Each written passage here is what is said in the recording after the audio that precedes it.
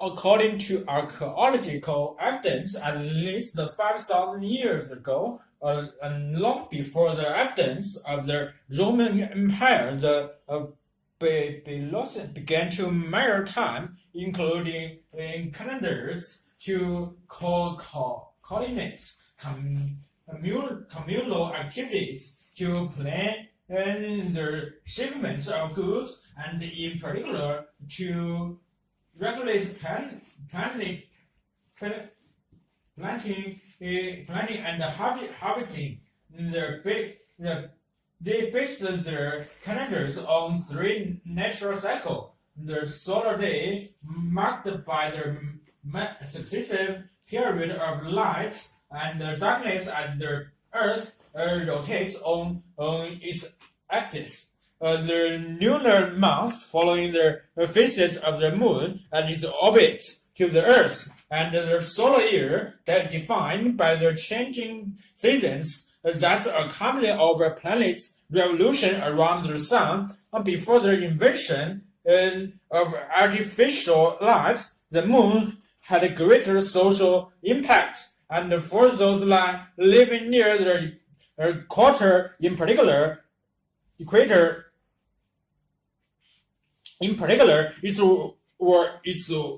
waxing and waning was more conspicuous than the passing of the seasons. Hence, the calendars that were developed at the lower latitude were influenced more by the lunar cycle than by the solar year. In more modern climates, however, where seasonal agriculture was practiced, the solar year became more crucial as the Roman Empire lost away. It organized its activity charts for the most parts around the solar year.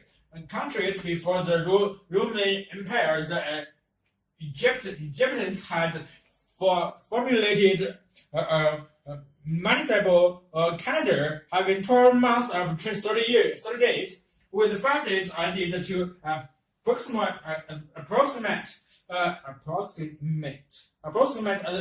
the solar year. Earth each period of 10 days was marked by the appearance of special groups of stars called descent, and the rise of the star sensors just before sunrise, which occurred around the all-important annual flooding of the Nile. 12 decades could be seen in spilling in the heavens. The cosmic significance the Egyptians placed in the 12 decades lead them to develop a system in which each interval of darkness and later each interval of daylight were divided into a dozen equal parts. This period became known as temporal hours because the duration varied according to the changing length of days and nights with the passing of the seasons. Summer hours were long, winter ones short. Only at the spring and autumn was the hours of daylight and darkness equal temporal hours, which were first adopted by the Greeks and the Romans, who disseminated them through Europe, remained in use for more than 2,500 years. In order to track temporal hours during the day, inventors created a sundial, which indicates time by the length of direction of the sun's shadow. The sundial's counterparts, the water clock, was designed to measure temporal hours and nights. One of the first water clocks was a basin with a small hole near the bottom through which the water dropped out.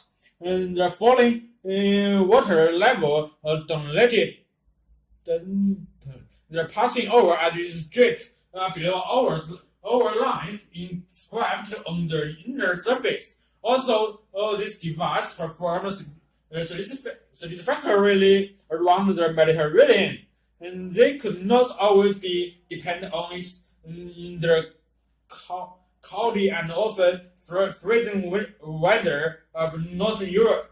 The advent of the mechanical clock means that although it could be adjusted to maintain temporary hours, it was naturally suited to keeping equal ones with this. However, arose the question of when to begin counting, and so on. In the early 14th century, a number of systems involved the schemers that divided the day into 24 equal parts, varied according to the start of the count. Italian hours began at sunset, Babylonian hours at sunrise, and Michael hours at midday, and the Greek clock hours used for some large public clocks in Germany at midnight. Eventually, this was surprised by the small clock or French hours, which split the day into two 12-hour periods, meaning at night. The earliest record with driving mechanical clock was built in 1283 in Bedfordshire, England. The revolutionary aspect of this new timekeeper was neither the descending weights that providing its motive force nor the gear wheel, which had been around for at least 1,300 years. Thus transferred the power. It was a path called the escapement. In the earlier 14,000s came the invention of the coined spring fuse, which maintained constant force to the gear wheels of the timekeeper despite the changing tension of its mainspring. By the 16th century, the pendulum clock had been devised, but the pendulum swung in a large arc, and that was not very efficient. To address this variation on the original escapement was invented in 1960. In England, it was called the anchor escapement, which was a lever-based device shaped like a ship's anchor. In the mention of rocks this device so that it catches and then releases each tooth of the escape wheel, in turn allowing it to obtain a precious amount. Unlike the original form used in earlier clocks, the anchor escapement permitted the pendulum to travel in a very small arc. Moreover, this invention allowed the use of a long pendulum which could beat once a second, and thus led to the development of a new floor-standing case design, which became known as the grandfather clock.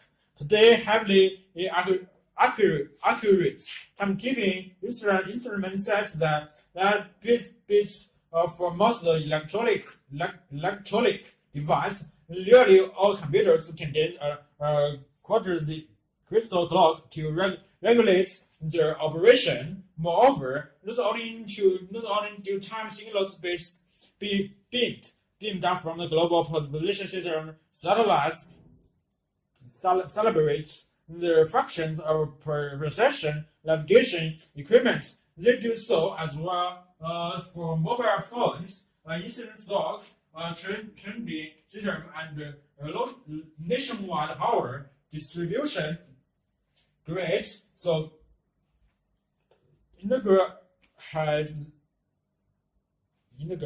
have these time-based technologies become to day-to-day existence. That its over dependency on time is regularized only when they fail to work.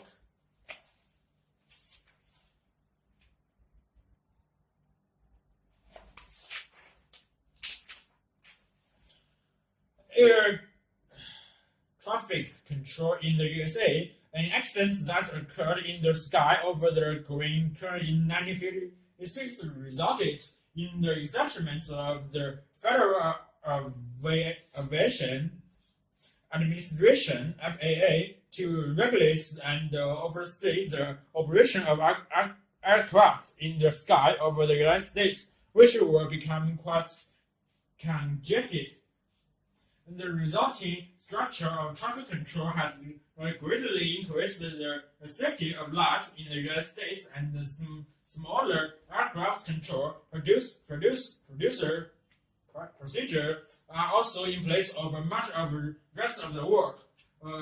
Rudimentary aircraft control (ATC) existed well before the Grand Canyon disaster as early as the 1920s.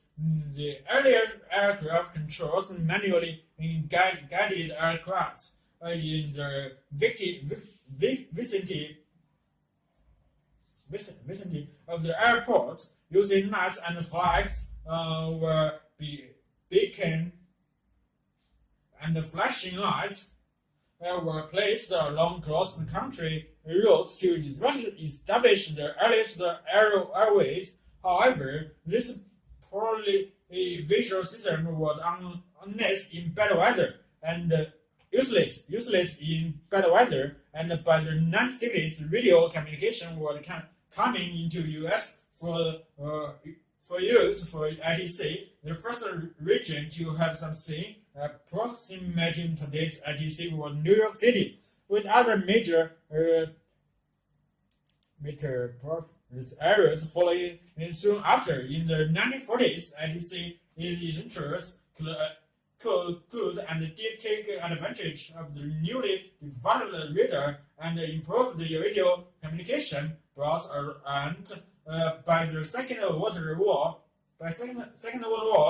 But the system remained rudimentary. It was only after the creation of the FAA that full-scale regulation of American space took place, and this was fortuitous.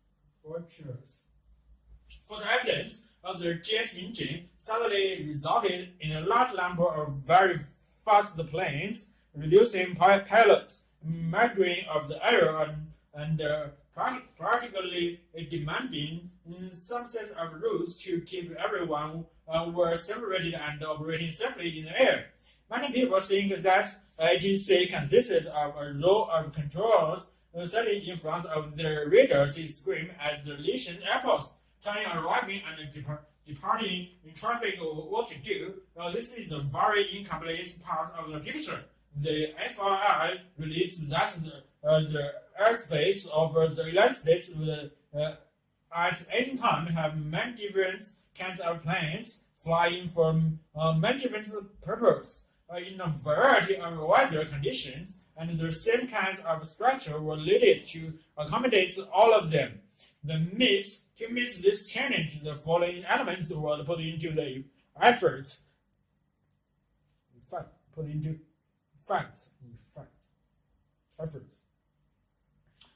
First, ITC extends over virtually the entire United States in general, from 3,365 meters above the ground and higher. The entire country is blanketed by controlled airspace. In certain areas, many new airports controlled airspace extends down to 250 meters above the ground, and in the meters of vicinity and airports all the way down to the surface. controlled airspace is the airspace in which FAA regulation apply. As well, in uncontrolled airspace, pilots are bound by fuel regulations. In this way, the recreational pilots who simply wish to go flying for a while without all the restrictions imposed by the FAA has only to stay in uncontrolled airspace below 365 meters, where the pilot who does want to protection afforded by ATC can easily enter the controlled airspace. The FAA then regulates two types of operating environments in good meteorological condition.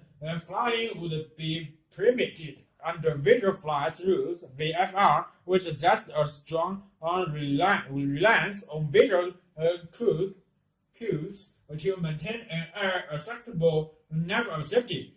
Poor visibility necessitated a set of instrumental flight rules (IFR), under which the pilots relied on altitude and navigational information provided by the plane's instruments panel to fly safely. On a clear day, pilots in controlled airspace can choose a VFR or IFR flight plan, and the FAA regulations were devised in a way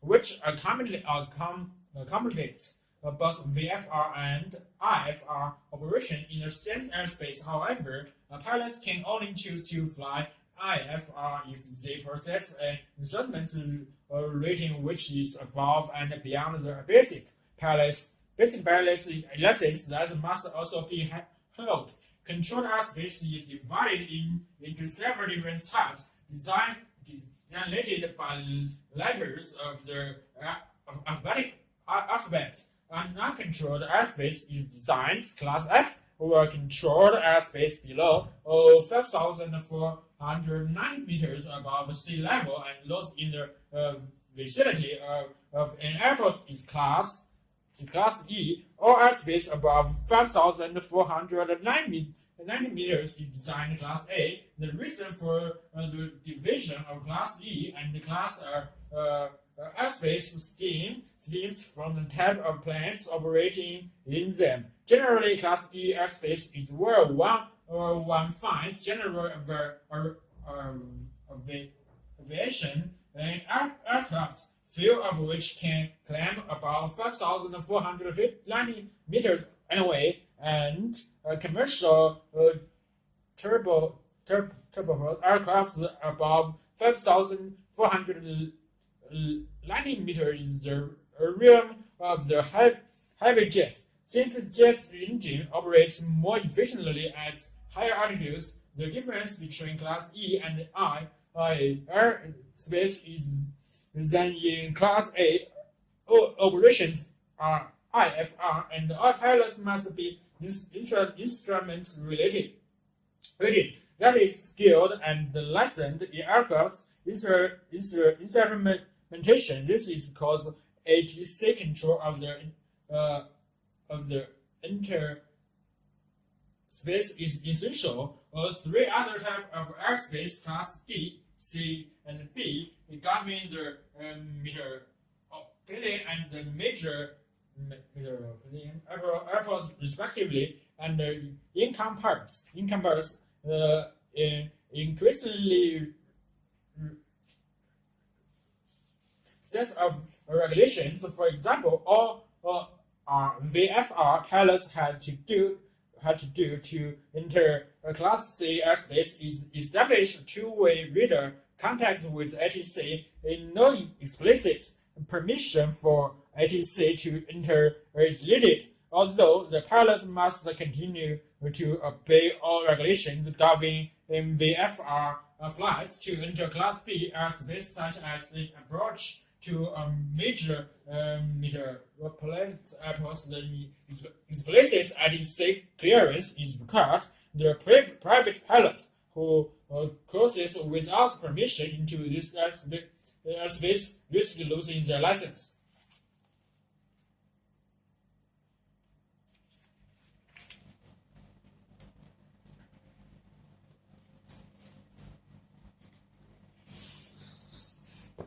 I don't know the word. Can human beings communicate by through a thought alone? For more than a century, this issue of telepath has divided the scientific community, and even today it still sparks bitter controversy among topic academics. Since the 1970s, paraphysicalists at leading university and research institutes around the world have risked the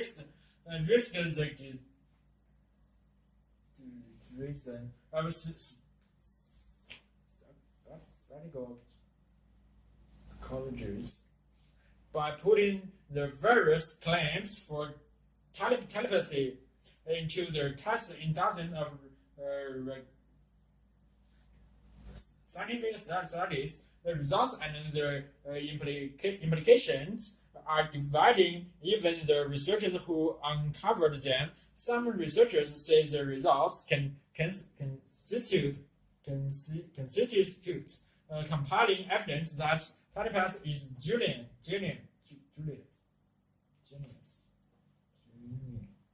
Other paraphysicologists believe the field is on the brink of collapse, having tried to produce definitely scientific proof and field. Skeptics and advocates like to counter on one issue. However, that the most impressive evidence so far have come from the so-called Ganzi-field experiments, are a German term that means whole field reports of telepathical experience had by people during meditation lead paraphysicalists to suspect that telepaths must involve signal passing between people that were so faint that they were usually swamped by normal brain activity. In this case, such signal must be more easily detected by those experiencing meditation, like in the relaxing whole field of light, sound, and warmth. The Ganzi field experiments try to recreate this condition with participants sitting in soft reclining chairs in a sealed field room, or listen to relaxing sounds where their eyes are covered with special filters, letting in only soft pink lights. In earlier Ganzi experiments, the telepath test involved the identification of a preacher chosen from a random selection for taking from a large image bank. The idea was that the person acts as a sender would attempt to beam the image over to the receiver, relaxing in a sealed room. Once the session was over, this person was asked to identify which of the four images had been used. Random guessing will give a hit rate of 25% if telepath is real. However, the hit rate would be higher in 1992. The results from the first Ganzi field study was analyzed by one of these pioneers, the American paraphysicalist Carl Hunter. They pointed to typical hit rates of better than 30%, a small effect, but one which statistical tests suggest could not be put down to chance. The implication was that the Ganzi field method had revealed real evidence for telepath, but there was a crucial flaw in this argument. One routinely overlooked in more conventional area of science just because chance and had been ruled out as an explanation did not disprove telepaths must exist. There were many other ways of getting positive results.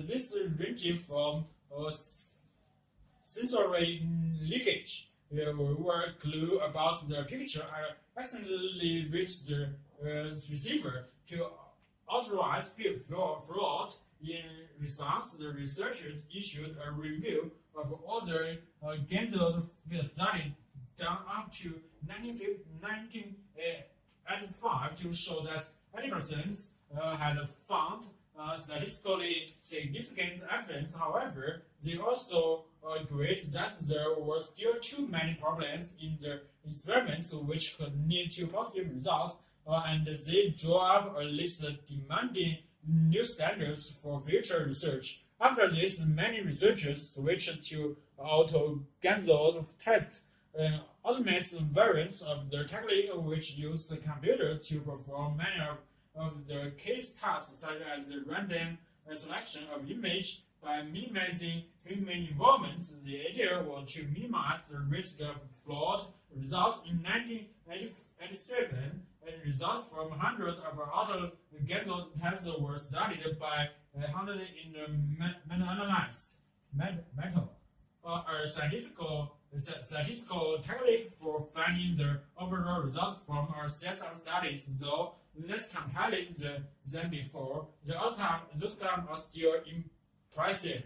Yet some parapsychologists remain disturbed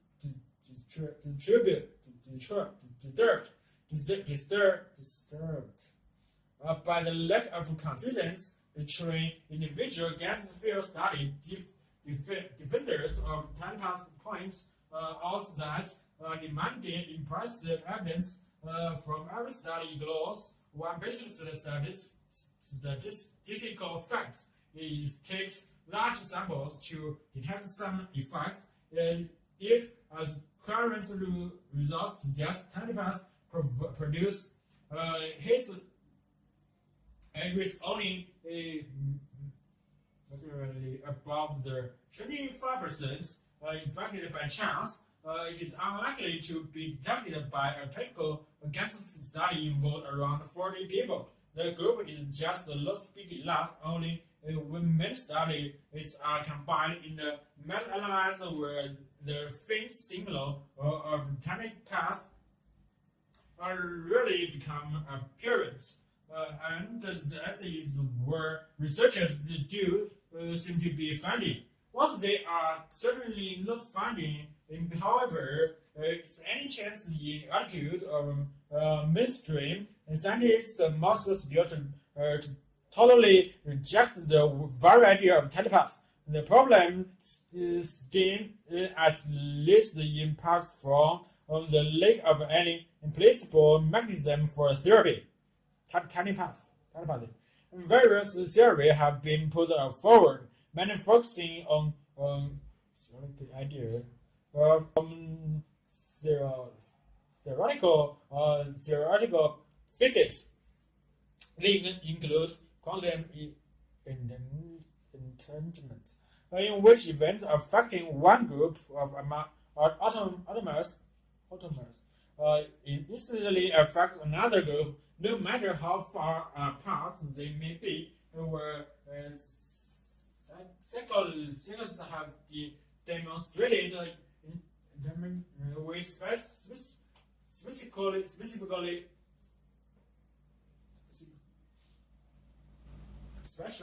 specially prepared animals.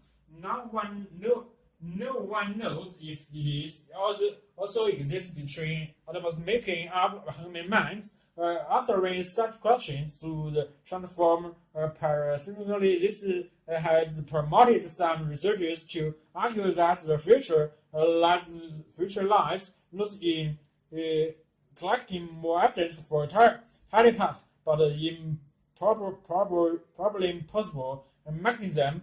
Some work has begun already with research trying to identify people who are particularly successful in other standard fields. Early results show that creative and artistic people do much better than average. In one study at the University of Edinburgh, musicians achieved a high rate of 56%. Perhaps more tests like this will eventually give the researchers the evidence they are seeking and strengthen in the case for existence of telepaths.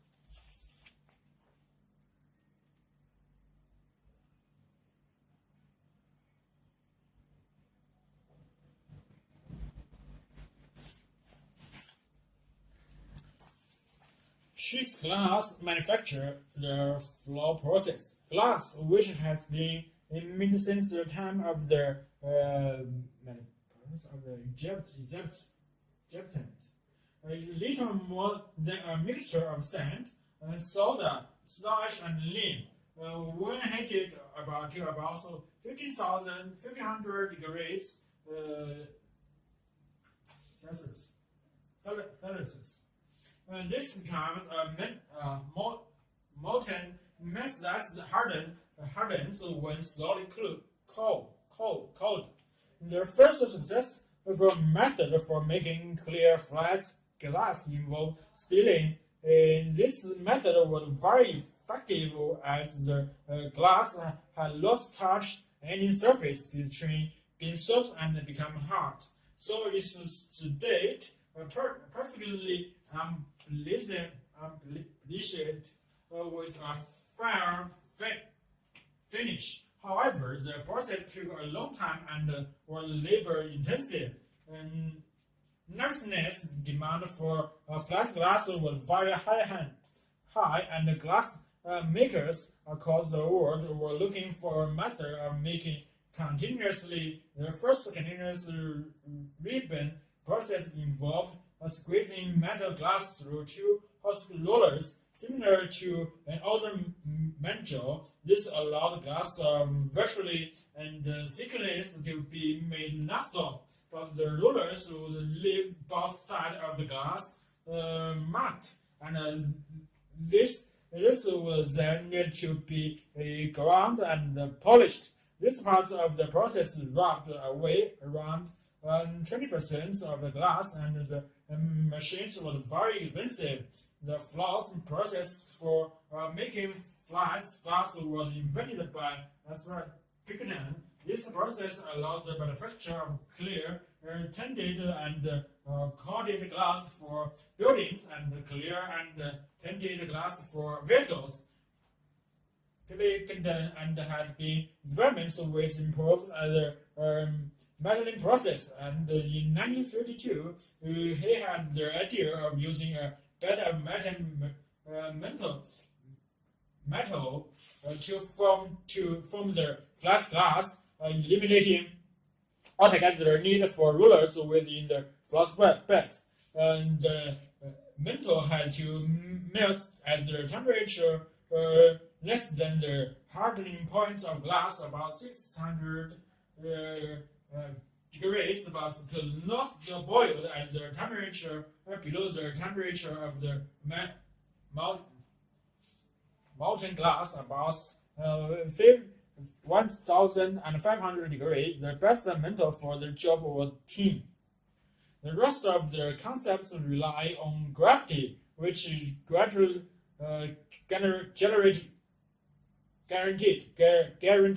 that the surface of the molten metal was perfectly flat and horizontal. Consequently, when pouring molten glass onto the molten tin, the underside of the glass would also be perfectly flat.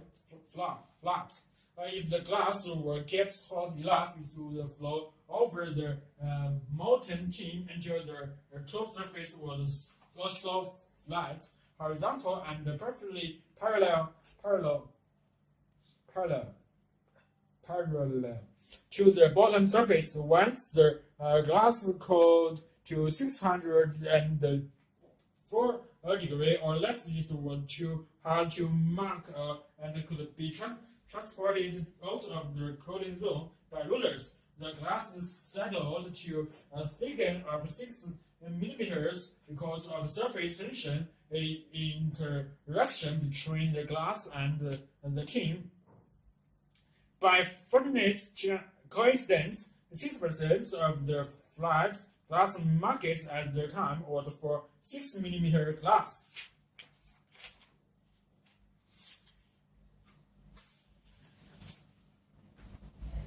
Dickson built a pilot plane in 1953, and in 1955 he had convinced his company to build a full-scale plant. However, it took 14 months of non-stop production, costing the company £100,000 a month before their plants produced any useful glass.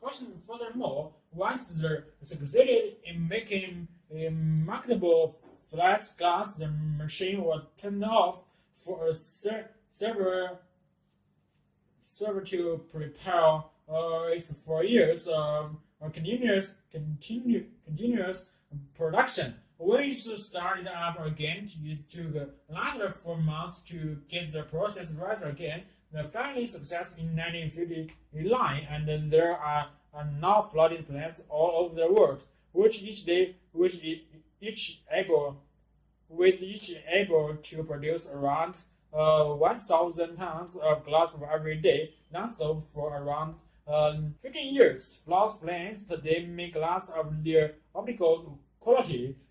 Several processes, melting, refining, homogeneously taking place simultaneously in the 2,000 tons of metal glass in the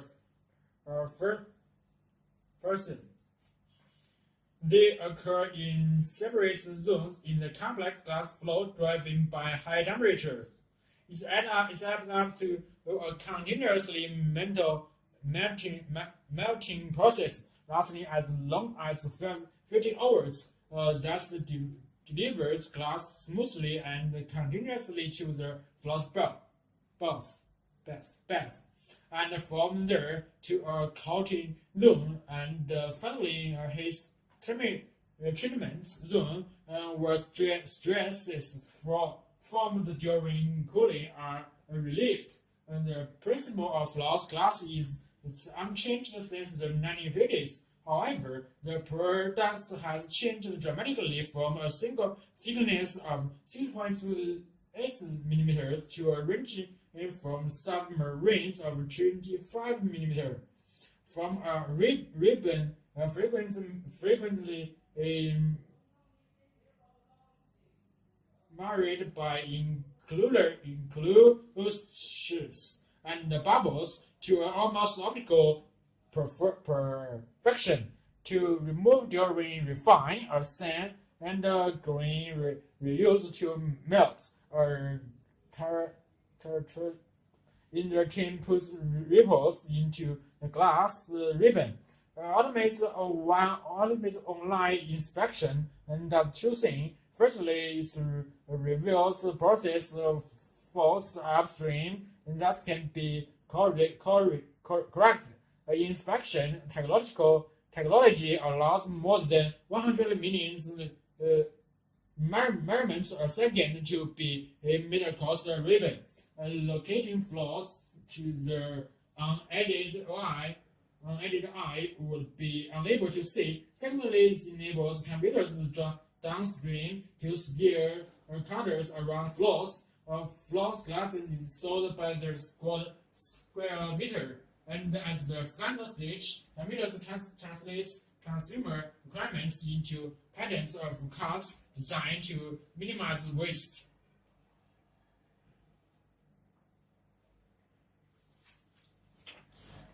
The little Ice Age. This book will provide a detailed explanation of the little Ice Age and other climate shifts. But before I embark on that, let me provide a historical context. We tend to think of climate as opposites to weather as something unchanged, yet humanity has been at the mercy of climate change for its entire existence, with at least as classical episodes in the past 730,000 years of ancestors adapted into the universal years ago with dazzling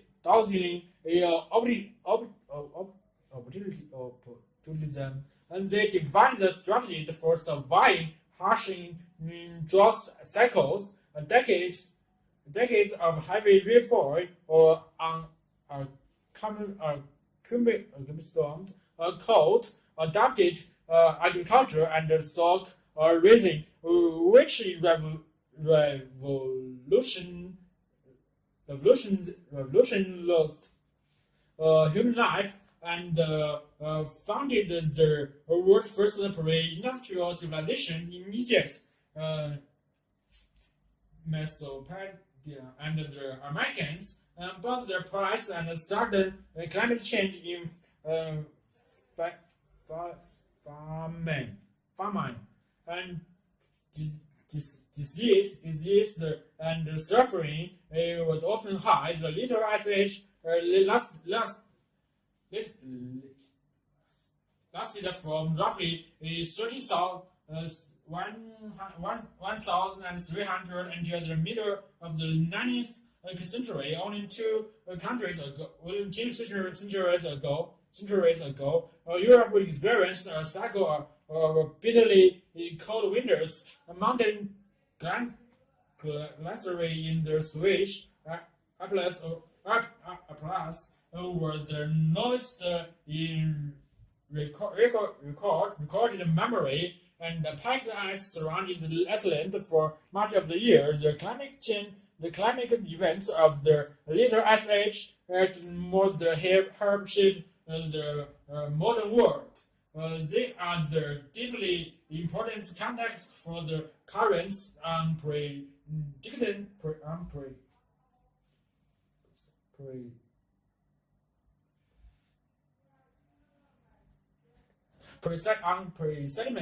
global warming.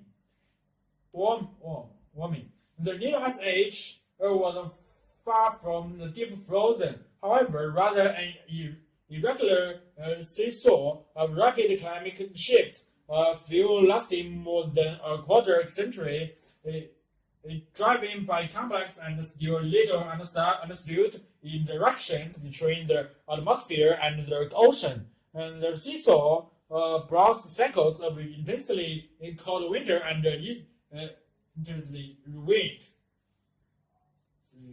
Then switched abruptly storms or to periods of droughts, light loss, wind, and summer heat waves, reconstructing the climate changes of the past is really difficult because scientific systematical weather observation began only a few centuries ago. In Europe and North America, records from India and tropical Africa were even more recent. For the time before records began, we have only proxy records reconstructed largely from tree rings and ice cores, supplemented by a few incomplete written accounts. We now have hundreds of tree ring records from throughout the growing body of temperature data from ice cores joined in Greenland and prevalent Andes and other locations. We are close to a knowledge of annual summer and winter temperature variation over much of the northern hemisphere, going back 600 years. This book is a narrative history of climate shifts during the past 10 centuries and some of the ways in which people in Europe adapted them. And part 1 describes the medieval warm period, roughly 900 to 1200. During these 3 centuries, loathing voyagers from northern Europe explored a Northern Sea, settled Greenland, and visited North America. It was lots of time of uniform warmth for them, and as always since the Great Ice Age, there were constant shifts in rainfall and temperature. Many Europe temperatures were about the same as today, perhaps slightly cooler. It is known that the Little Ice Age cooling began in Greenland and the Arctic in about 1,200 as the Arctic ice peak spread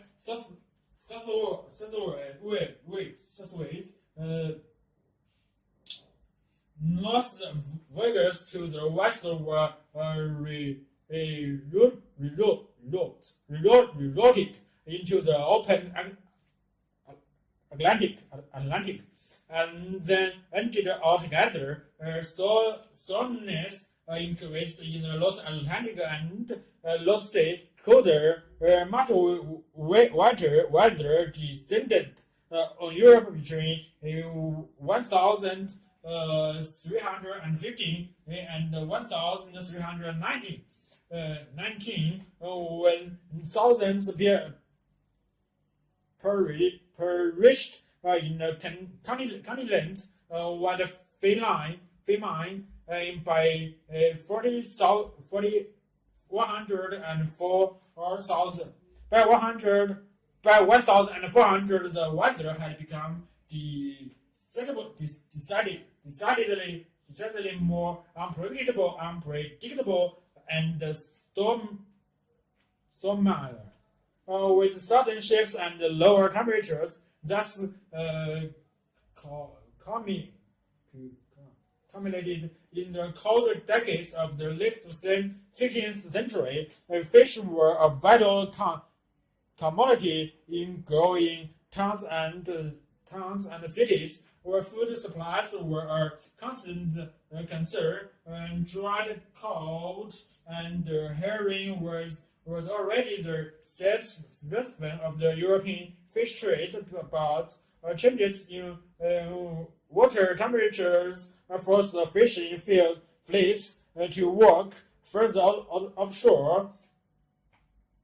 The Basques, the Dutch, and English developed the first offshore fishing boats, adapted to a colder and stormier Atlantic. A gradual agricultural revolution in Northern Europe seemed involved intention in commercial farming and the growing of animal fodder on land, not previously used for crops. The increased productivity from farmland made some countries self-sufficient in grain and livestock, and offered effective protection against famine. Global temperatures began to rise slower after 1,850, with the beginning of the modern warm period. There was a vast migration from Europe by land Hungary farmers and others, to which the famine caused by the Irish potato plants contributed. To North America, Australia, New Zealand, and Southern Africa, millions of hectares of forest and woodland fell before the newcomers' access between 1,850 and 1,890. As intensive European farming methods expand across the world, the unprecedented plant clearance released vast quantities of carbon dioxide into the atmosphere, triggering for the first time human-caused global warming. Temperatures climbed more rapidly in the 20th century, and the use of fossil fuel proliferated, and the greenhouse gases levels continued to soar. The rise has been even steeper since the early 1980s. The Little Ice Age has given way to a new climate regime, marked by prolonged and steadily warming. At the same time, extreme weather events like Category 5 hurricanes are becoming more frequent.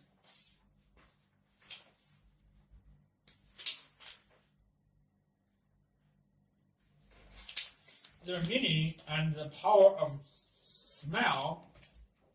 A survey conducted by authorities and the university asked the participants to comment on how important smell was to them in their lives. It's become apparently that smell can evoke strong emotional responses.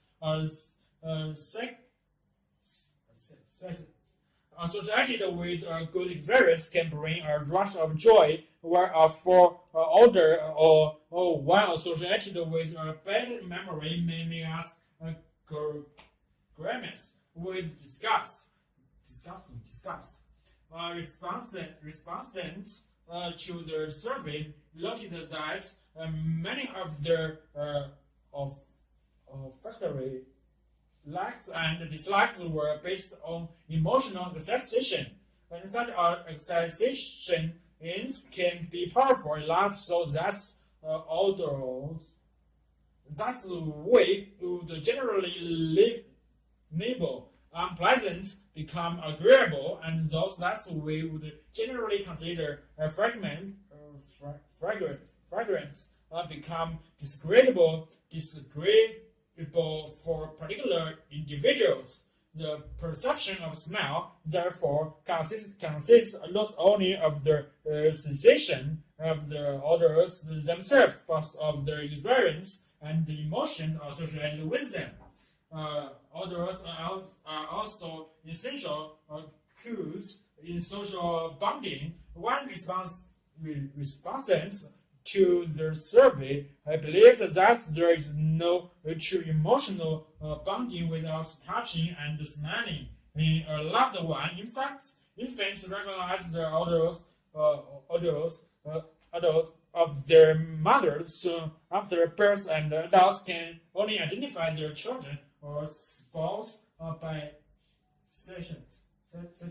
In one well-known test, women and men were able to distinguish by smell alone clothing worn by their marriage partner from similar clothing worn by other people. Most of the subjects would probably never have given much thought of odor as a clue for identifying family members before being involved in the test. But as the experiments revealed, even when not consistently considered, a smell register, in spite of its importance to our emotional and sensory lives, smell is probably the most underrated sense in many cultures.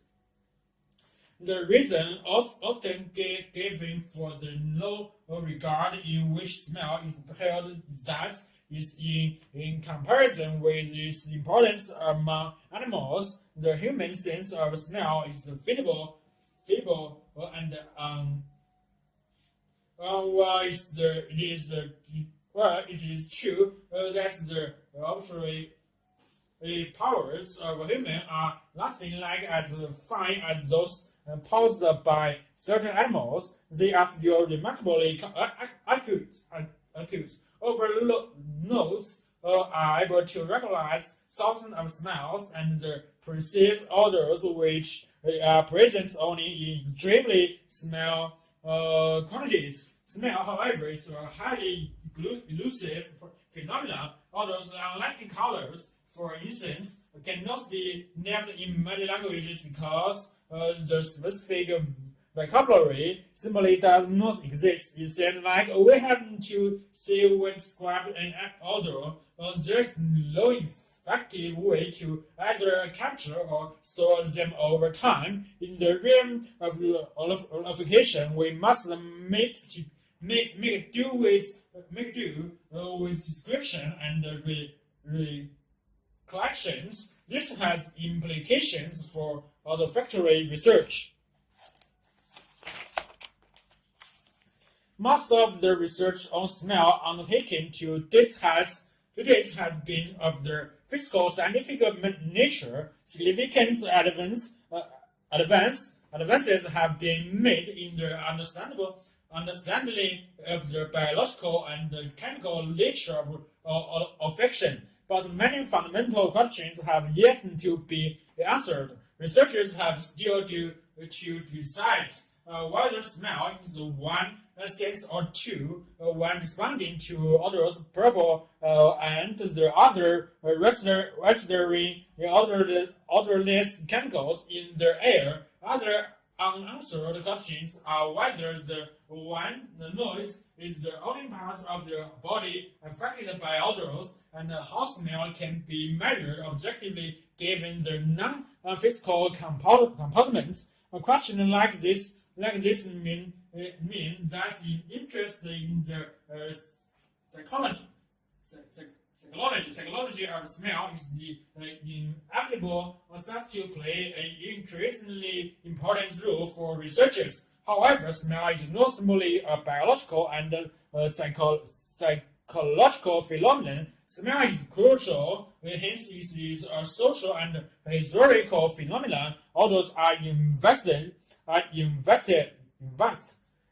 with cultural values. Smells that are considered to be offensive in some cultures may be perfectly acceptable in others. Therefore, our sense of smell is a means of awe and a model for interaction with the world. Different smells can provide us with intimate and emotional charged experiments, and the value that we attach to these experiments is internalized by the members of society in a deeply personal way. Importantly, over commonly held feelings about smell can help distinguish us from other cultures. The study of the cultural history of smell is, therefore, in a very real sense, an investigation into the essence of the human culture.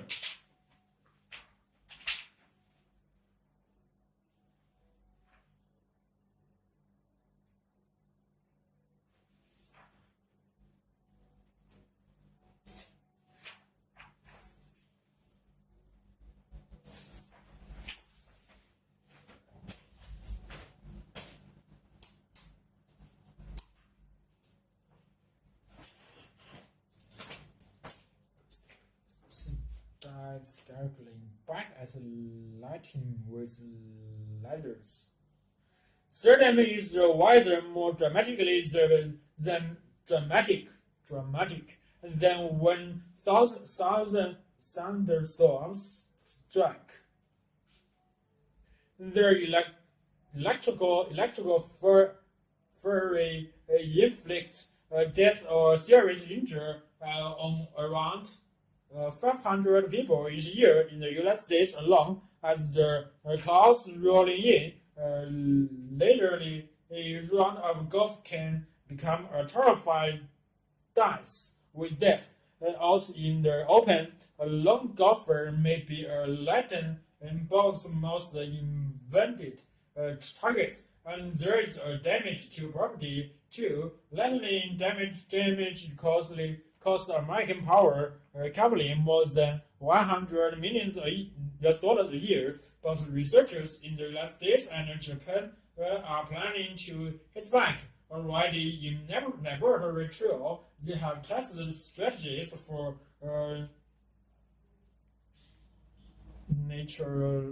neutralizing the power of thunderstorms, and this winter they will brave the real storms, equipped with an armory of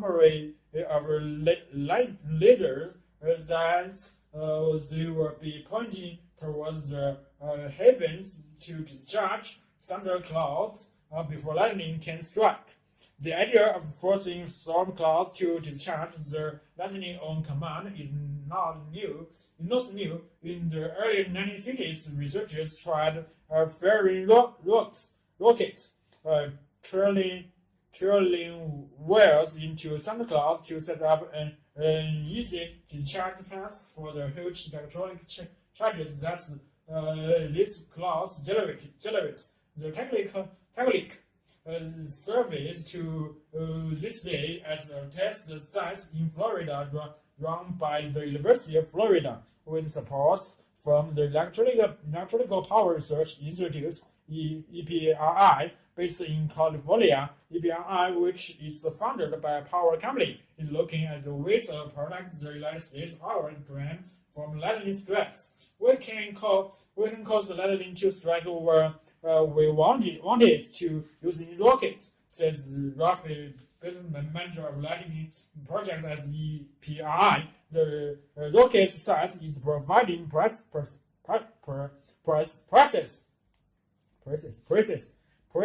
measurements of lightning voltage and allowing engineers to check how electrical equipment bears up bad behavior. But while rockets are fine for research, they cannot provide the protection from lightning strikes that everyone is looking for. The rockets cost around $1,200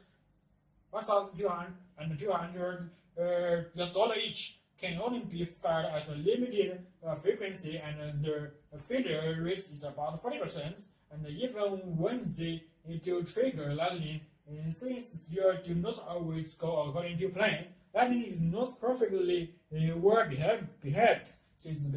Occasionally, it will take a branch and go someplace it wasn't supposed to go, and anyway, we would want to fire streams of rockets in the populated area. What goes up must come down, points out Jane Cruz, the University of New Mexico. Theirs is leading a project which is backed by EPRI to try to use lasers to discharge lightning safely. And the safety is a basic requirement since no one wants to put themselves or their very expensive equipment at risk. With around $500,000 US invested so far, Prometheus system is just emerging from the laboratory. The idea began some 20 years ago when high-power lasers were revealed their ability to extract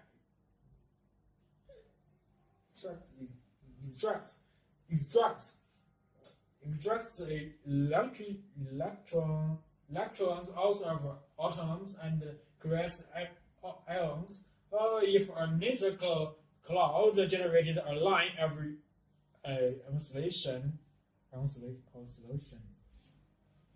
in the air all the way up to storm clouds, this conduct path could be used to guide lightning to Earth before the electric field becomes strong enough to break down the air in an uncontrollable surge. To stop the laser instead of being stuck, it will not be pointed straight at the clouds. Instead, this will be directed at the mirror, and from there into the sky. The mirror will be protected by placing lightning conductors close by.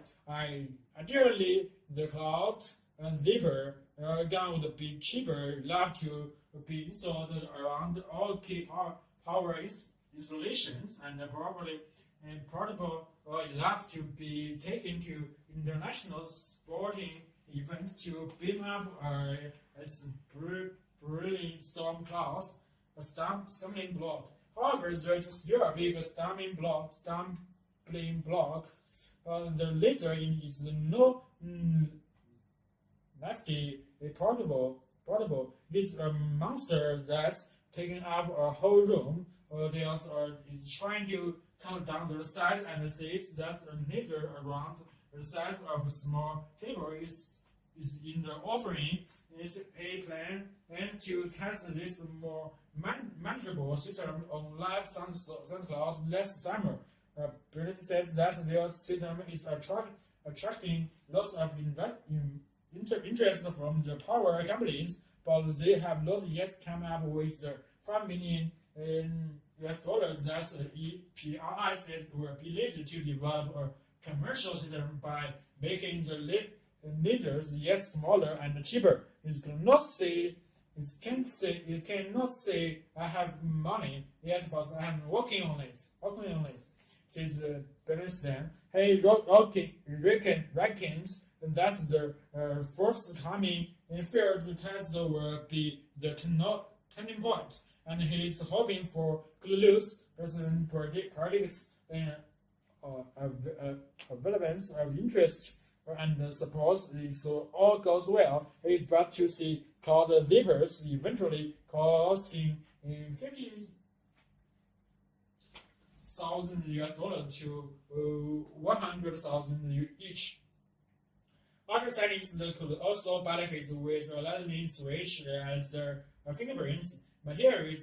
Scientists could find out what happens when magnetic currents mix matter. That's also how to see the birth of interactive methodology, not just for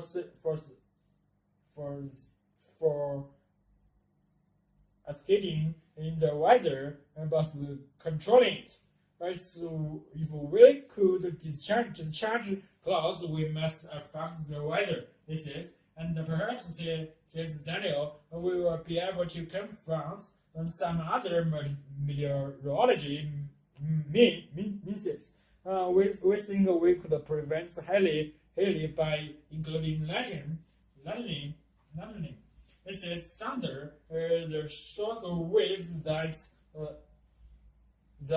comes from lightning flash is thought to be the trigger for the torrential rain that is typical of storms. A laser thunder factory could shake the moisture out of clouds, perhaps preventing the formation of the giant hailstones that's threatening crops with luck. As the storm clouds gather this winter, laser targeting research clouds for the first time strike back.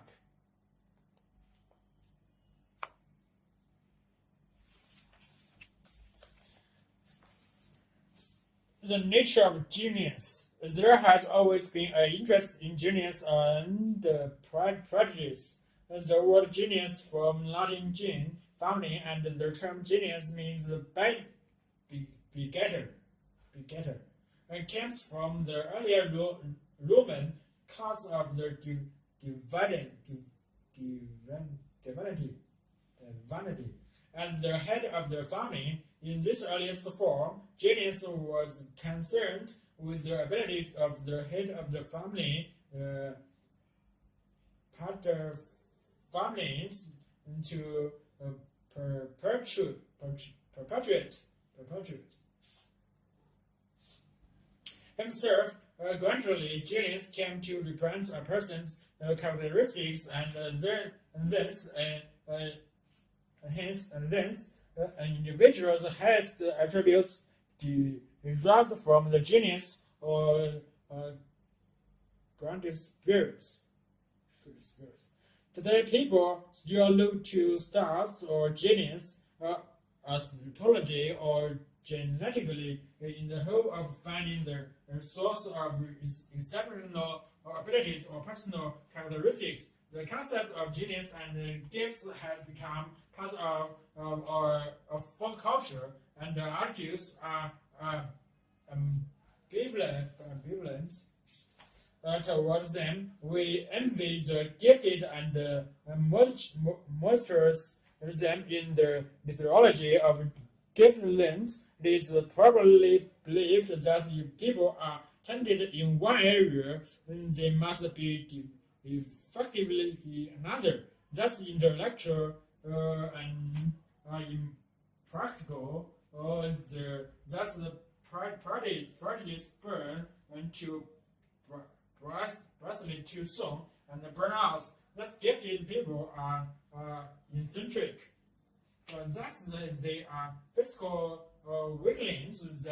As they are thin in line between genius and madness. That's genes running in families. That's the gifted are also clever. And they don't need the special help.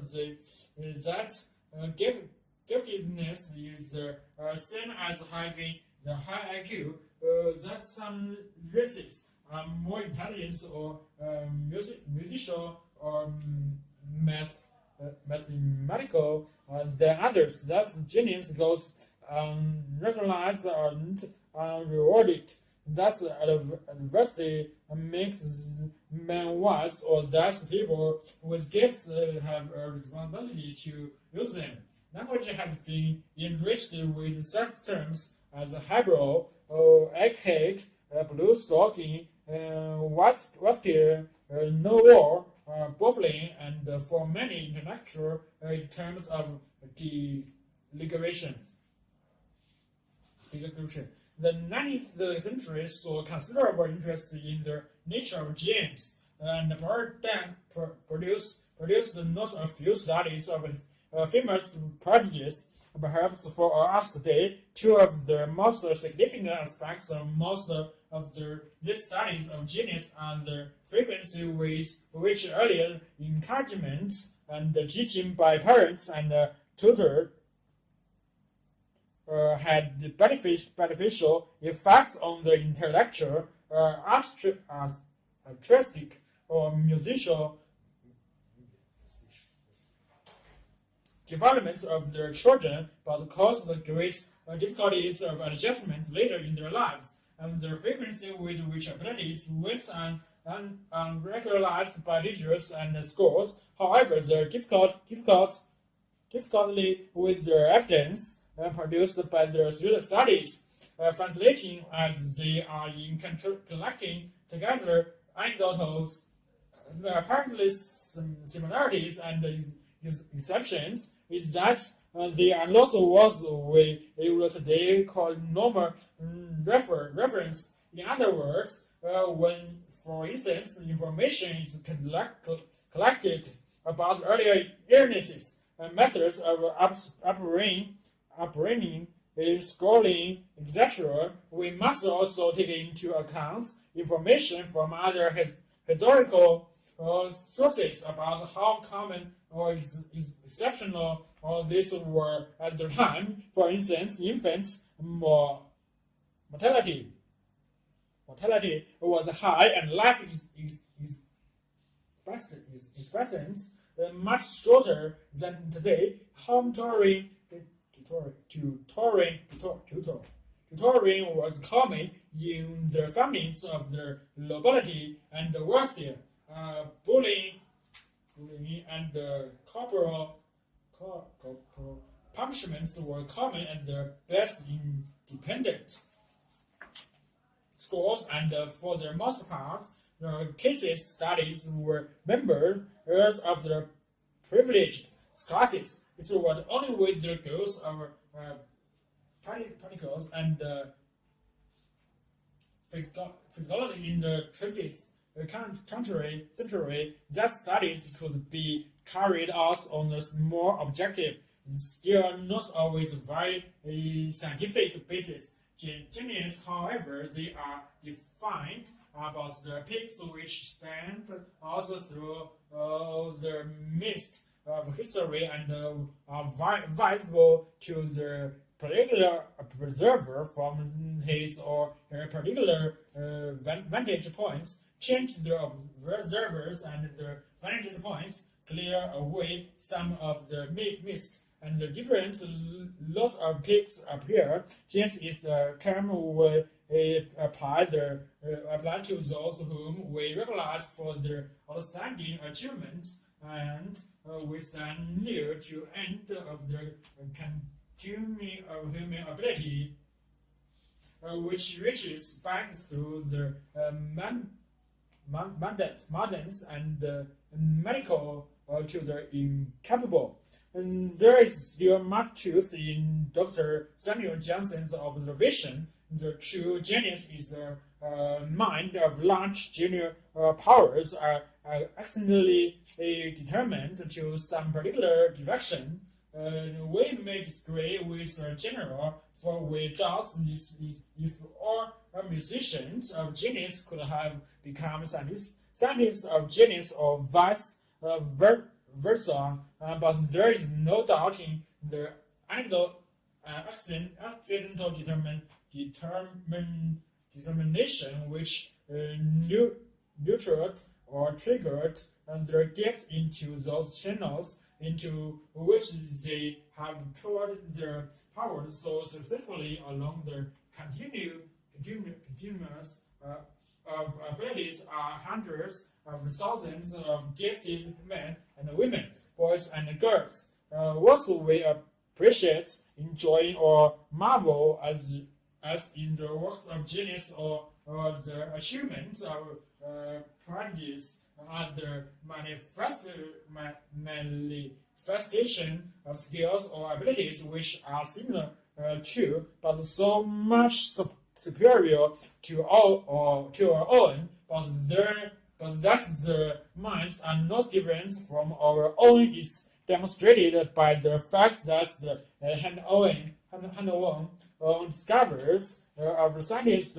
like Kepler of since become the commonplace knowledge of scholar children, and the vast outrageous shapes and colors of the artists like Kilo So appeared on the fabric well. This does not minimize the supremacy of the achievements which illustrate our own at the sub 4 minutes miles of the street over jogging. To think of genius and the gifted as having uniquely different brains is only reasonable if we accept that each human brain is uniquely different. The purpose of instruction is to make use even more different from one another, and in the process of being educated, we can learn from the achievements of these more gifted than observed, but there where we try emulate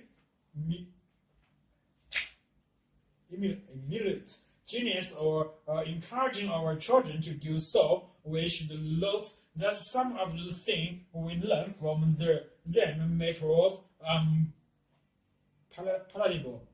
We may envy in their achievements and fame, but we should also recognize the prices they may have paid in terms of perseverance, single-mindedness, dedication, restrictions on their personal lives, the demands upon their energies and time, and how often they have to display great courage to preserve their integrity or to make their way to the top. Genius and giftedness are relative descriptive terms of no real substance. We may, at best, give them some perception by defending them defining them and placing them in a context. But whatever we do, we should never delude ourselves into believing that gifted children or genius are different from the rest of the community, save in the degree to which they have developed the performance of their abilities.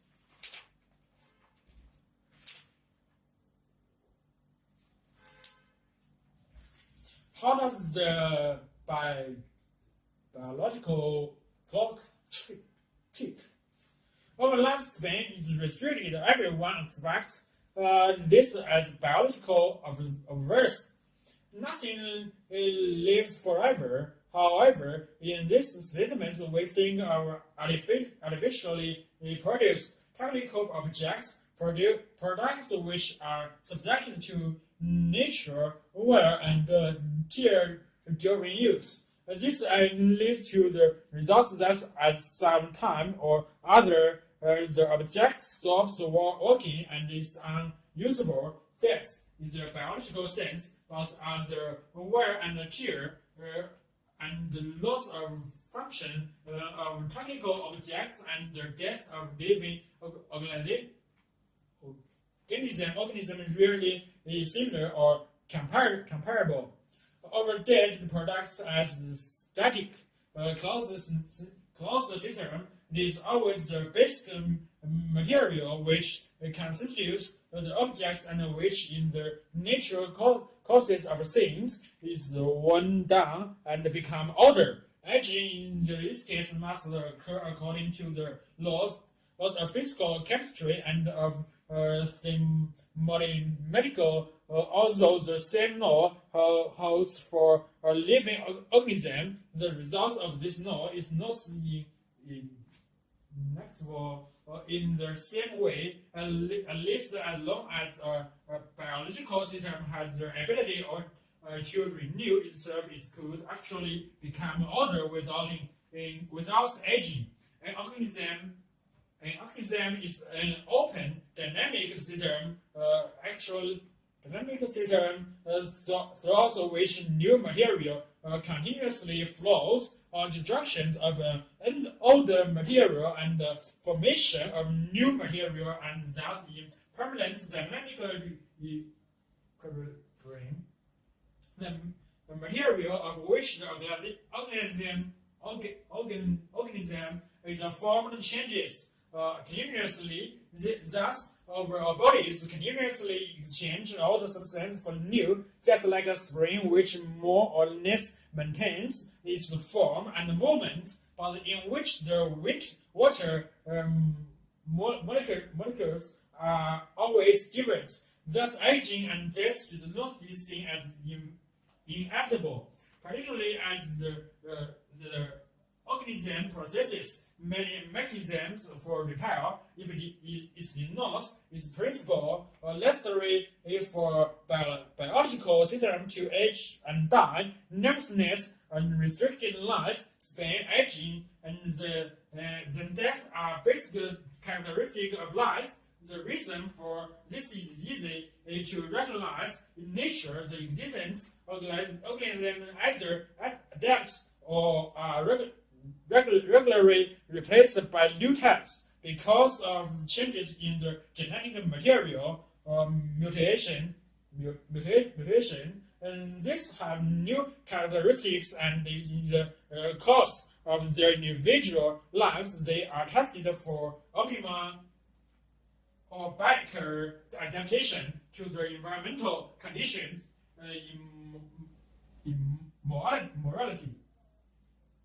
Immortality would disturb this system.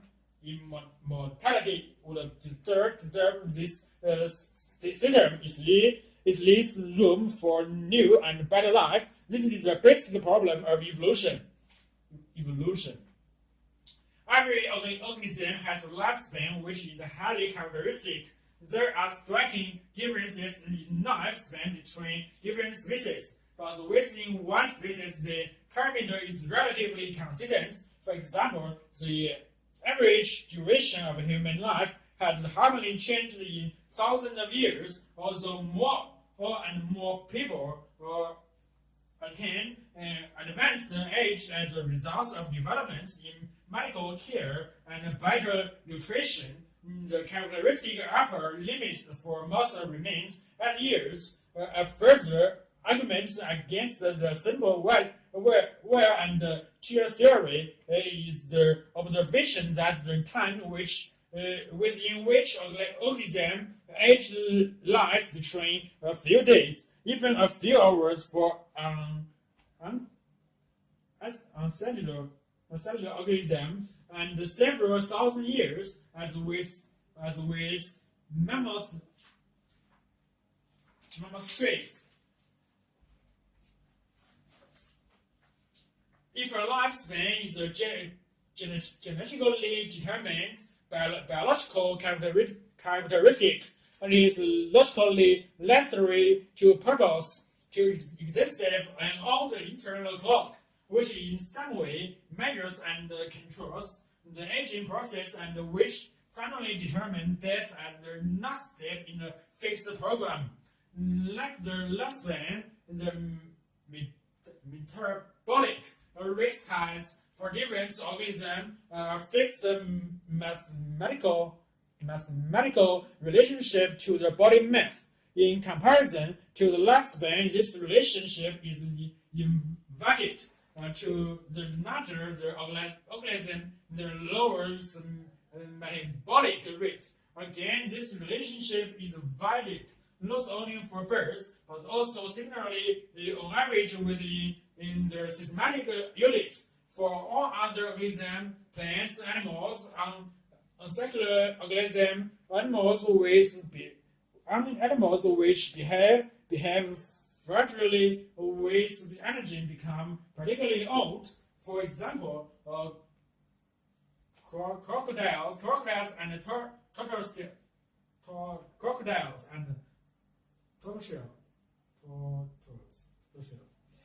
parrots and birds of prey often heard chin up. Thus, they are not able to experience life, and so they attain a high lifespan in captivity. Animals which save energy by hibernation or lethargy. Example, bats or hedgehogs live much longer than those which are always active. The metabolic rate of mass can be reduced by a very low consumption of food, hunger death, and they then may live twice as long as their well-fed comrade.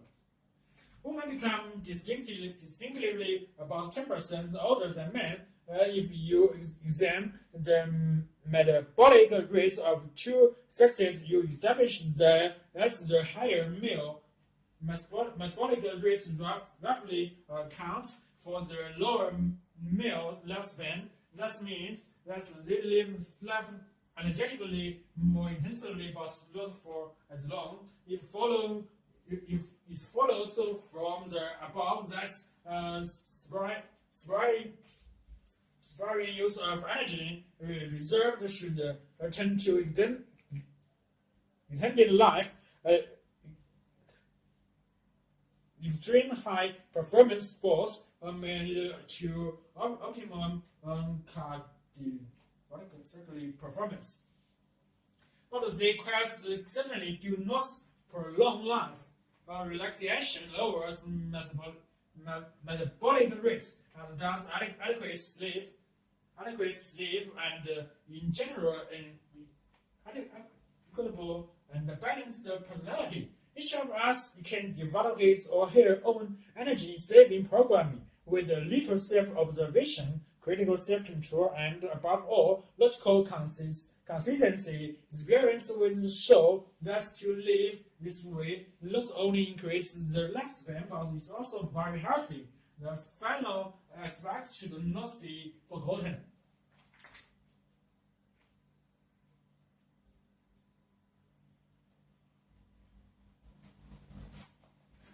Land of the rain sun, recent sum.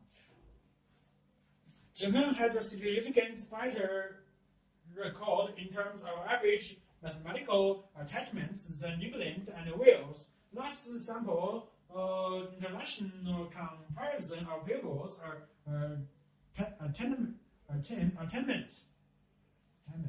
since the 1960s have established that not only did Japanese pupils at age 13 have better scores of average attainment, but there was also a larger proportion of low attainders in England, where instantly in the variation in attainment score was much greater. The percentage of gross national products spent on education is reasonably similar in the two countries. So how is this higher and more consistent attainment in math achieved? Lower secondary scores in Japan cover 3 school years, from the 7th grade age 13 to the 9th grade age 15. Virtually all pupils at the stage attend state schools. Only 3% are in the private sector. The schools are usually modern in design, size-wise back from the road, and the spacious inside. Classrooms are larger, and the pupils sit as a single desk in rows. Lessons last for a standardized 15 minutes and are always followed by a 10 minutes break, which gives them pupils a chance to let off steam. Teachers begin with a formal address and mature bowling, and then concentrate on whole class teaching. Classes are large, usually about 40, and unstreamed. Pupils stay in the same class for all lessons throughout the school and develop considerable class in identity and loyalty. Pupils attend the school in their own neighborhood, which in theory removes ranking by schools. In practice, in Tokyo, because of the relative concentration of schools, there is some competition to get into the better school in a particular area. Traditional ways of teaching form the basis of the lesson, and the remarkable classes that taking their own notes of the points made and the example demonstrate everyone has their own copy of the textbook supplied by the Central Education Authority.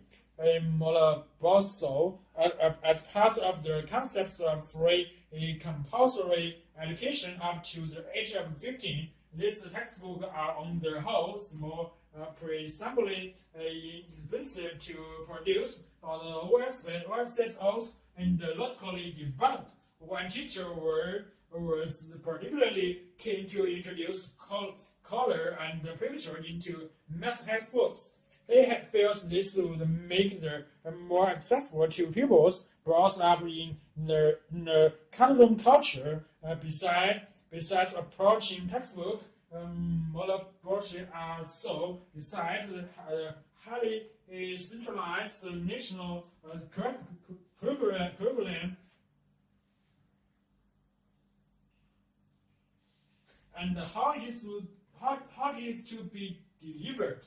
Lessons all follow the same pattern. At the beginning, the pupils put a solution to their homework on the board.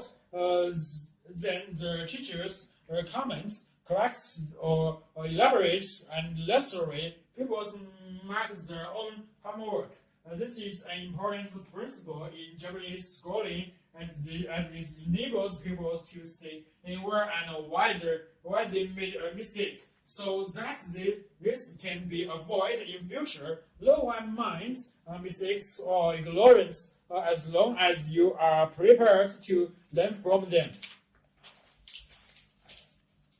After homework has been discussed, the teacher explains the topic of the lesson slowly and with a lot of repetition. repetition and elaboration. Examples are demonstrated on the board. All questions from the textbook are walked through first with the class, and then the class sends questions from the textbook to first with the class, and then the class sends questions from the textbook to individually. Only really supplementary worksheets distributed in the math class. The impression is that the logical nature of the textbook and the comprehensive coverage of different types of examples, combined with the relative homogeneity of the class, renders worksheets unnecessary. At this point, the teacher would circulate and make sure that all their pupils were copying well. It is remarkable that large mixed ability classes could be kept together for math throughout all their compulsory scoring from 6 to 15. Teachers say that they give individual help at the end of the lesson or after school, setting actual work if necessary in obvious lessons, and struggles will be assessed by the teacher or quietly seek help from their neighbor. Carefully foster the class identity. It makes pupils keen to help each other, and when it is in their interest since the class progress together. It is scarcely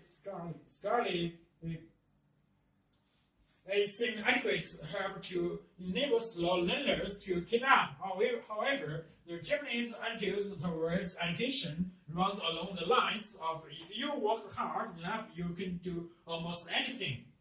Parents are kept closely informed of their children's progress and will play a part in helping their children to keep up with class, sending them to JUCO, private evening tuition, if extra help is needed, and encouraging them to work harder. It seems to work at least for 95% of the school population. So what are the major contributing factors in the success of math teaching? Clearly, attitudes are important.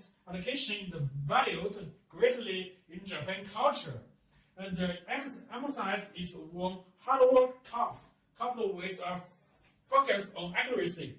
Other relevant points relate to the supportive attitudes of the class towards slower pupils, the lack of competition within the class, and their positive emphasis on learning for oneself and improve one's own standard, and the view of repetitive, boring lessons and learning the facts by heart, which is sometimes called in relation to Japanese classes, may be unfair and unjustified. No poor math lessons were observed.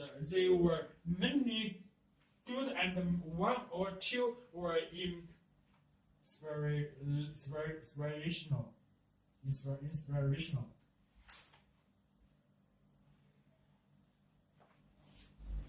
Biological control of pests.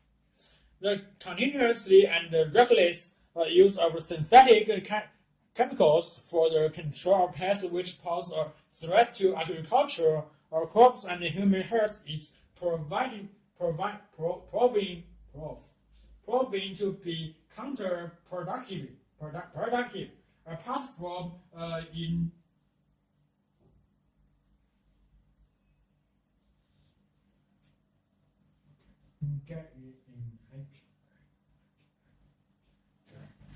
widespread ecological disorders, pesticides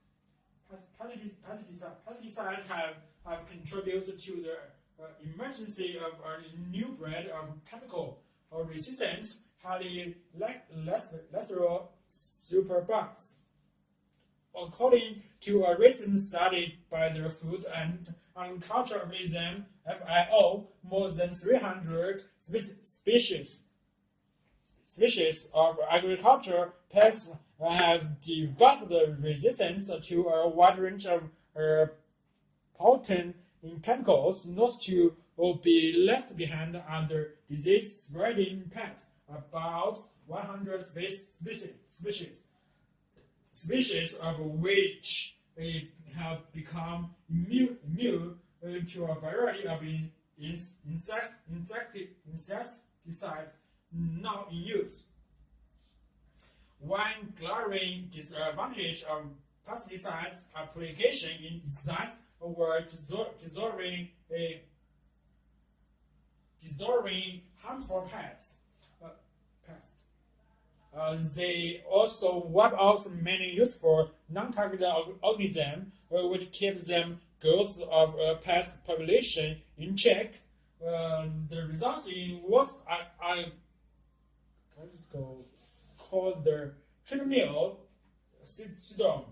Because of their tremendous breeding potential and genetic diversity, many pests are known to withstand synthetic chemicals and bear offspring with a built-in resistance to pesticides. The heaven that the treadmill syndrome can bring about is well illustrated by what happened to cotton farmers in Central America in the early 1940s. Basking in the glory of chemical-based intensive agriculture, the farmers widely took to pesticides as a sure measure to boost crop yield. The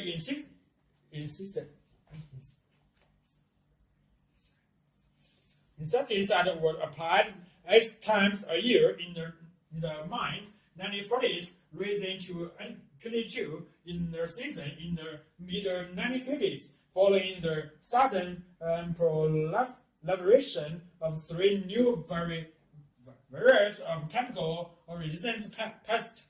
By the mid-1960s, the situation took an alarming turn with the outbreak of 4 more new pests, necessitating in pesticide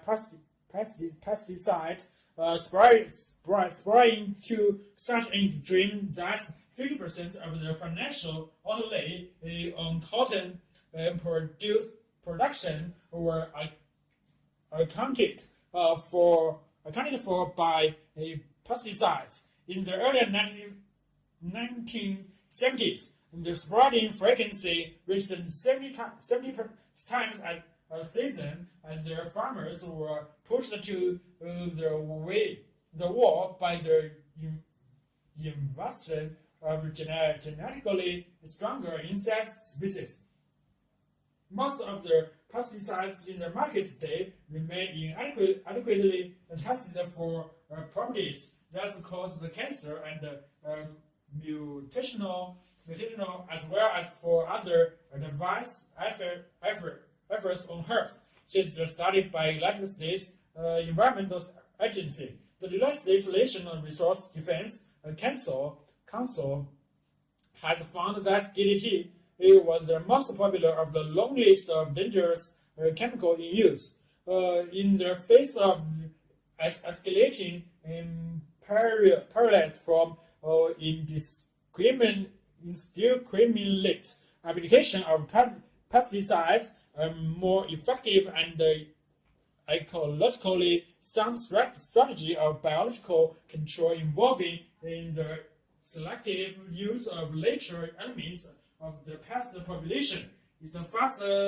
gaining popularity, though as yet it is a new field with limited potential. The advantage of biological control in contrast to other methods is that it provides a relatively low-cost perpetual control system with minimum of detrimental detrimental side effects when handled by experts. Biocontrol is safe, non-polluting, and self-dispersing.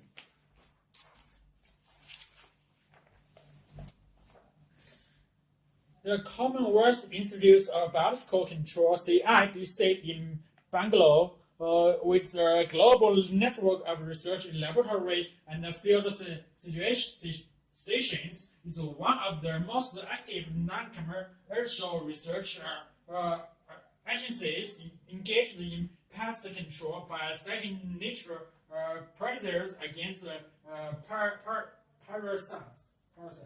CIBC also serves as a clearinghouse for the exports and imports of biological agents for pest control worldwide. CIBC successfully used a seed-feeding weevil native to Mexico to control the obnoxious pathogen weight alone to exert diverse influence on agriculture and human health in both India and Australia. Similarly, the Hyderabad-based Regional Research Laboratory (RRL), supported by CIBC, is now trying out an Argentina weevil for the eradication of water. Another dangerous weed which has become nuisance in many parts of the world. According to Mr. Gisserton of RL, the Argentina will not attack any other plants, and a pair of adults plants could destroy the weed in 5 to 45 days. CIBC is also perfecting the technique for breeding parasites that prey on dispense-scale insects.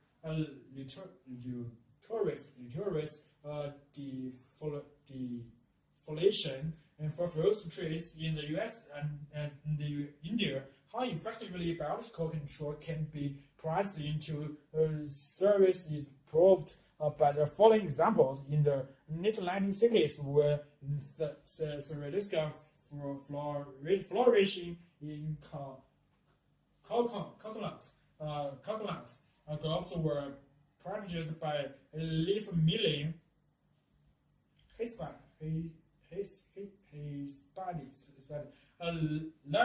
larval parasites imported from Singapore brought the pests under control. A nature predator indigenous to India, Leodoptera samuel, was found useful in controlling the rotadots,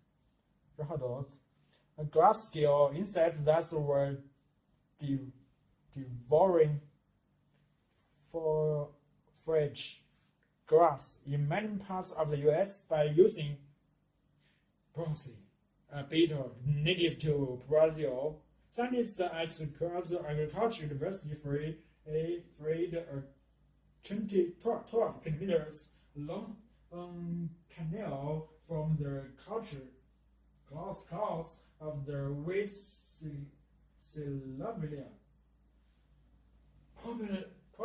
probably called Africa Shoyo, Hoyo in Cairo. About 30,000 hectares of rice fields are infested by this weed.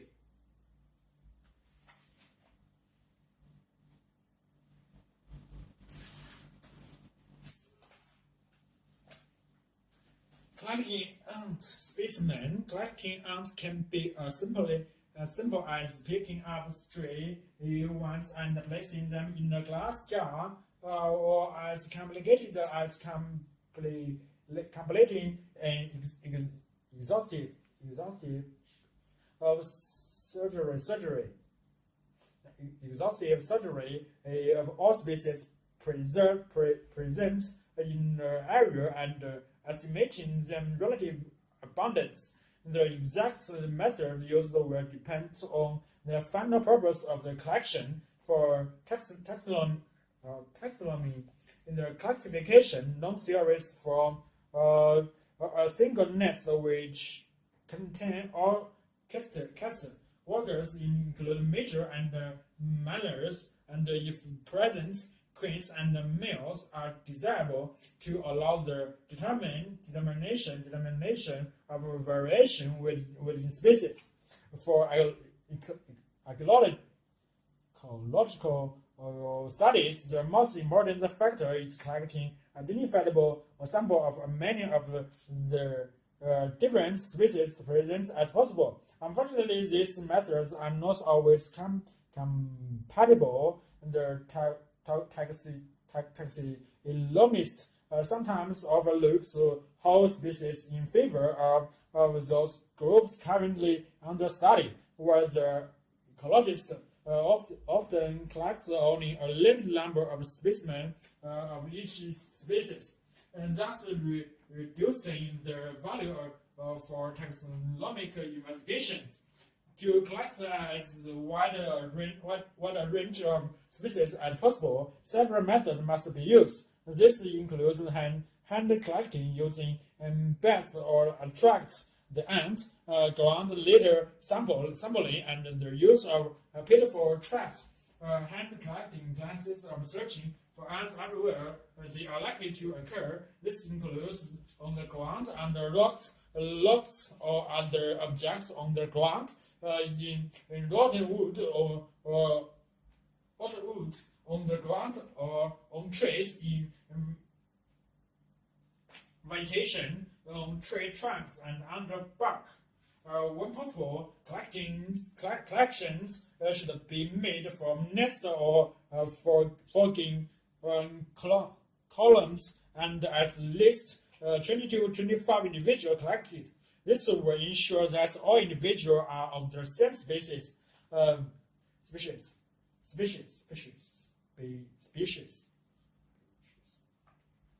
And so increase the value for detailed studies. Since some species are largely local. Collecting should not be confined to daytime. Specimens are collected using an apparatus, often called a Potter forceps, a fine moisture paint brush or fingers. If the ants are learned not to sting, individual insects are placed in plastic or glass tubes, 1.5 to 3 ml. Capacity for small ants, 5 to 8 ml for larger ants. Collect containing in 75% to 95% ethical. Plastic tubes with secure top of better than glass because they are lighter and do not break as easily if mishandled. Bats can be used to attract and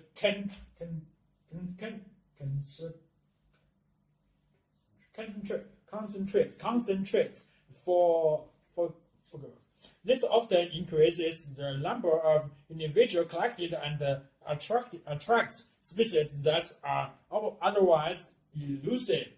Sugars and meats or oils will attract different species, and a range should be utilized.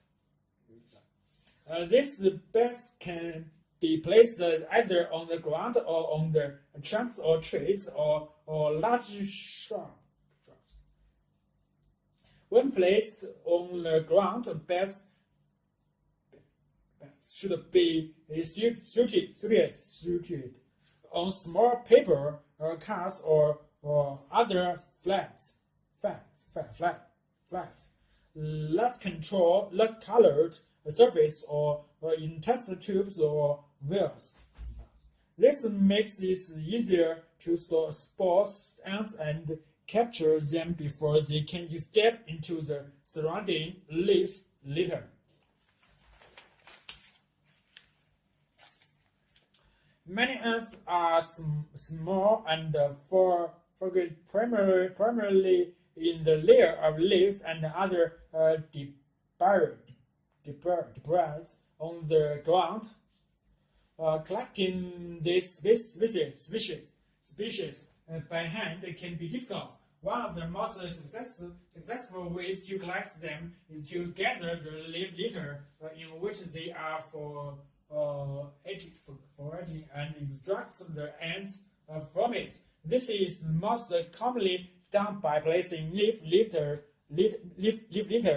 on a screen over a large funnel, often under some heat. As the leaf litter dry from above, ants and other animals move downward and eventually fall out the bottom and are collected in a equal place below the funnel. This method works especially well in rainforests and marshy area. A method of improving in the catch when using a funnel is to sift the leaf litter through a cork screen in before placing it above the funnel. This is concentrates the litter and remove larger leaves and twigs.